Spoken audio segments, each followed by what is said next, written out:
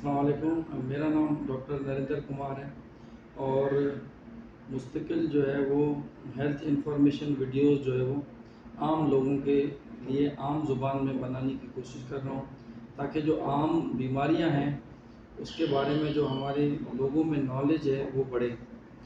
आज मैं बात करने जा रहा हूँ डायबिटीज़, ज़्यादतीस, शुगर के मरीज़ों में जो पैर सुन्न होते हैं, डायबिटिक न्यूरोपैथी के बारे में बात करना चाहता हूँ। वो लोग शुगर के, जिनको कई सालों से शुगर है और स्पेशली अगर शुगर कंट्रोल में नहीं है, बढ़ी हुई रहती है, तो उनके पैर सुन्न हो जाते हैं। तो उसकी अलामतें क्या हैं, उसका पता कैसे चलता है, और अगर पैर सुन्न हो जाएँ तो करना क्या चाहिए। देखिए, इनिशियली शुरू में जब नर्व्स, जो ये वो करंट वाली तारें हैं जो दिमाग से होकर के पैरों में आती हैं, तो वो डैमेज होती हैं डायबिटीज़ में। वो अपना काम नहीं करती। नॉर्मल उनका काम होता है पैरों से सेंसेशन, जो हमें कोई चीज़ टच होती है तो उसकी, या हमें जो दर्द होता है उसकी सेंसेशन, उसकी हिस्स दिमाग तक लेकर जाना। अगर हमारे पैरों में दर्द ना हो, जलन ना हो, फिर भी ये दिमाग को सिग्नल जा रहे हों कि भाई पैरों में जलन है या पैर सुन्न है, तो इसको जो है वो न्यूरोपैथी कहते हैं। डायबिटीज़ की वजह से भी होती है, और भी बहुत सारी बीमारियां जिसमें न्यूरोपैथी होती है, या पैरों की नसों की बीमारियां होती हैं, जैसे विटामिन B12 की कमी, थायराइड की बीमारियां हैं, बहुत सारे ऐसे जहरीले केमिकल्स हैं, और बेतहाशा बीमारियां हैं, कुछ अद्वियात भी हैं जो न्यूरोपैथी कॉज करती हैं।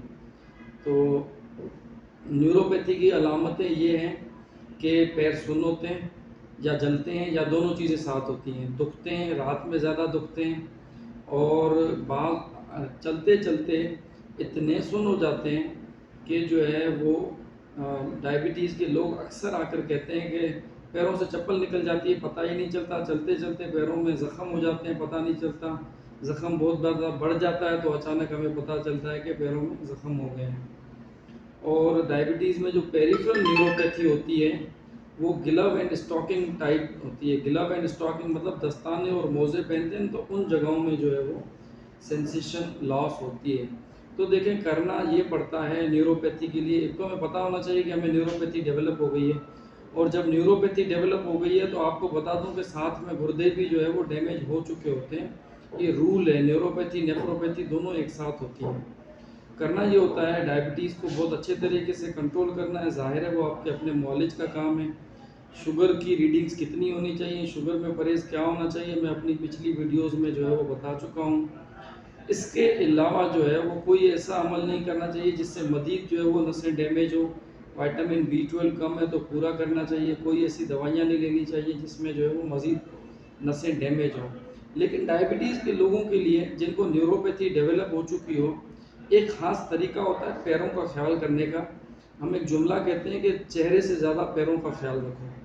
उसमें जो है वो रोज़ाना की बुनियाद पे डेली डायबिटीज़ के मरीज़ को नीम गर्म पानी, जो कि किसी और से चेक करवा के, क्योंकि डायबिटीज़ वाले मरीज़ों के खुद तो हाथ पैर सुन्न होते हैं, जलते पानी में भी हाथ डाल देंगे तो पता नहीं चलेगा। तो नीम गर्म पानी में कोई एंटीसेप्टिक सॉल्यूशन डाल के 10 मिनट अगर पैरों को रखेंगे, उसके बाद जो है वो पैरों को क्लीन करके उसका दोनों तरफ, ऊपर और नीचे, आगे पीछे मुआयना करेंगे कि कोई ज़ख़म तो नहीं बन रहा, कोई डेड स्किन तो नहीं बन रही, कैलस तो नहीं बन रहा है। अगर ऐसी चीज़ है तो उसको इमीडिएटली जो है वो ट्रीट करवा लिया जाए। ख़ास तौर पे जो पैरों के अंगूठे और उंगलियां हैं, उनके बीच वाली स्पेस जो है, इंटरडिजिटल स्पेस, इन जगहों का ख्याल रखना होता है। इसमें फंगल इन्फेक्शंस हो रहे होते हैं।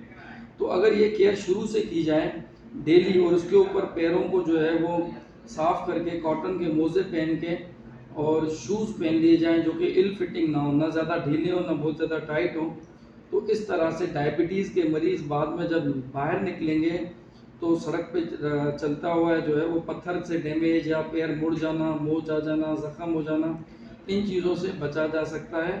और ये चीज़ें बाज़ औक़ात इतनी डेंजरस होती हैं कि डायबिटीज़ के लोग अपने पैर गँवा बैठते हैं। तो इस वीडियो में मैं डायबिटीज़ में जो पेरिफेरल न्यूरोपैथी होती है, इसके हवाले से कुछ इन्फॉर्मेशन देना चाह रहा था। आप अपने व्यूज़ और सजेशंस जो हैं वो ज़रूर दिया करें।